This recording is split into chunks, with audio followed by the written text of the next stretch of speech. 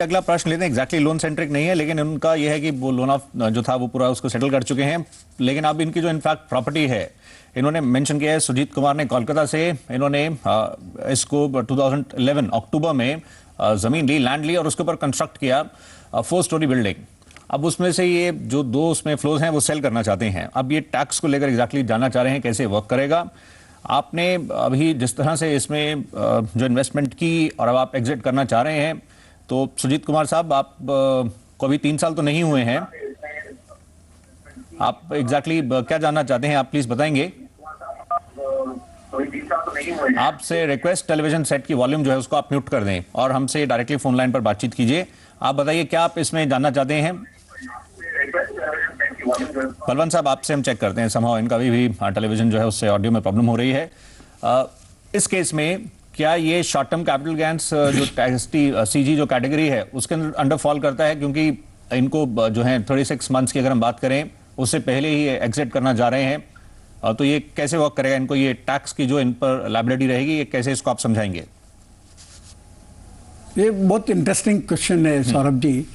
अब चूंकि उन्होंने जो प्लॉट लिया है और मैं प्रिज्यूम करता हूँ इमीडिएटली बनवा दिया होगा, तो वो बनने के बाद में अगर 36 महीने पूरे नहीं हुए हैं तो वो असेट शॉर्ट टर्म गिनी जाती है। और शॉर्ट टर्म असेट गिनने जो असेट गिनी जाती है उसको बेचने पे जो प्रॉफिट होता है वो आपकी रेगुलर इनकम जैसा ही माना जाता है। जो आपकी मैक्सिमम मार्जिनल रेट है उसके उस हिसाब से आपको टैक्स देना पड़ेगा। परंतु एक इंटरेस्टिंग पहलू ये भी है, चूंकि प्लॉट इनका खुद का है, उन्होंने 4 फ्लोर बनवाए, 4 फ्लैट बनवाए और वो बेचना चाहते हैं, तो जो लैंड की कॉस्ट है वो गिनी जाएगी या नहीं गिनी जाएगी, वो इस पर डिपेंड करेगा कि जो ये एग्रीमेंट बना रहे हैं उसमें क्या वर्डिंग है। जो लैंड है उसकी जो प्रोपोर्शनेट ओनरशिप भी ट्रांसफर कर रहे हैं क्या, तो उसकी जो लैंड की प्रोपोर्शनेट कॉस्ट भी गिनी जाएगी।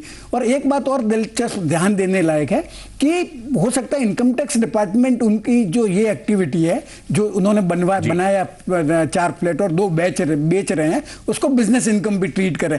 तो बिफोर ही प्रोसेस मेरा सजेशन रहेगा कि कोई अच्छे चार्टर्ड अकाउंटेंट की ओपिनियन ले ले फैक्ट से, क्योंकि टीवी पे इतना फैक्ट्स बता नहीं पाएंगे वो और अपन डिस्कस नहीं कर पाएंगे। पर डिटेल में तो ये मतलब अगर बिजनेस में होगा, अगर बिजनेस गिना जाएगा तो थोड़ा ज्यादा मुश्किल हो जाएगा। और मेरा सुझाव रहेगा कि अगर ये 3 साल जो कंस्ट्रक्शन कंप्लीट होने के बाद अगर बेचे तो उनको लॉन्ग टर्म कैपिटल गेन 20% लगेगा और उसमें भी ऑप्शन रहती है एग्जम्पशंस वगैरह की। अच्छा, तो अगर ये 3 साल वेट कर सकते हैं तो वेट करना चाहिए, राइट। क्योंकि उस केस में अगर फिर जो भी अगर इनको LTCG है और वो फर्दर किसी और प्रॉपर्टी में इन्वेस्ट कर देते हैं तो इनफैक्ट उसको ये सेव भी कर सकते हैं। मतलब बलवंत साहब,